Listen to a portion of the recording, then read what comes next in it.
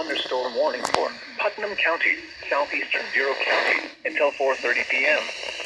At 4 p.m., a severe thunderstorm was located over Bureau Junction, or near Hennepin, moving northeast at 35 miles per hour.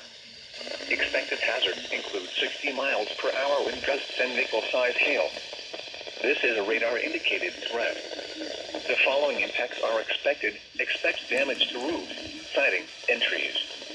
Locations impacted include Princeton, Hennepin, Spring Valley, Henry, Depew, Granville, Ladd, Tuskegee, Dalzell, Bureau Junction, McMath, Putnam, Mark, Cherry, Malden, Seatonville, Standard, Arlington, Hulloway and Spring Valley Airport.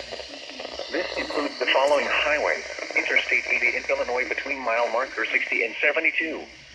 Interstate 180 between mile markers 1 and 13.